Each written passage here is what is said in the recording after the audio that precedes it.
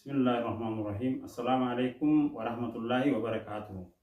Seenaa ummata Oromoo, seenaa sirna gadaa, gadaan akkamii buluu ture saniin isiniif qilleensa irra gadhiisuu deema. Tun immoo qabxii tokkoffaati. Akka gurra alaa fi keessaanis na caqaftanii isiniin jaa ummanni Oromoo amata 150 gabroomlee malee gadaadhaan bara hangana turree namu hordofuutti hin jiru. Gadaa amata 578 jaarraa 111 gadaasii Oromoon eebbifachuu turte. Seera waaqaatiin raaba, doorii, gadaa, jidda, buleessa. Waan raaba dhibe doorii gaafatan, waan doorii dhibe gada gaafatan, waan gadaa dhibe jidda gaafatan, waan jidda dhibe buleessa gaafatan.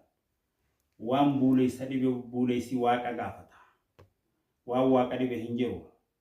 Gadaa isaaniitiin killee 18 takka godhanii Afrikaa tana federeeshiniidhaan bulchuu turan. Kitaaba beeresabii biyya teenya tana hunda Boorana Bareentuu irra galchuu jira. Afrikaa tana ilmaan xabbooti. Obboleeyyan Oromoo godhee galchuu jira. Bal'isnee seenaa waan isinii himuu deemnuuf akkamitti cabuu wal jala duraan takka tahanii sirna gadaa jalarraa hanga gubbaatti eebbifachaa osoo turanuu namaleen tun kaatee akkasitti eega wal jala yaa'uu diddan killee baana eega jettan warri faranjiin dura bakki gabrummaadhaaf faranjiin dura cabsuudhaan eega as cabsitee araba cabsite faranjiin akkamitti ka cabsitee fi akkamitti ka facaannu dhufte bal'isnee isiniif waan gaggeessu teenyuuf gurra nuu dhiqeessitanii akka nu hordoftan. Eessa keessatti seenaan tunoo as eeyidee ammaas galma ga'uu deemti. Bara hangana eega wal jala yaa'uu diddan. Bara hangana gabrummaan buluu teessan nama isinirra hin jirre nama xiqqaa kanaan gabroomuu teessan. Ha aadaa teessan balleessee galma keessan lafarraa haqee maqaa isin jijjiiru. Kanaafuu ijoollee keessa, heellee keessa, geerara keessa, maraataa keessa gadhiisaa qilleensa irratti. Booda achirraa fudhattaniitti galma bara hanga kana gabrummaan bultan bara hanga kanaa booda bilisummaa teessaniif deebi'a.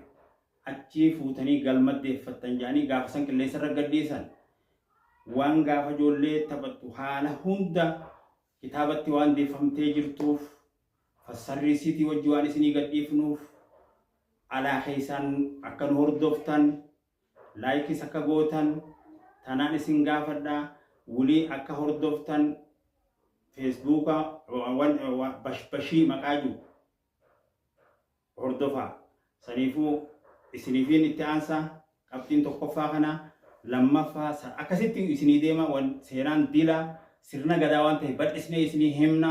Assalaamu alaikum wa rahmatullahi wa barakatuh. Sheikh Muhammad Durri Yusuf Baasoo jedhama.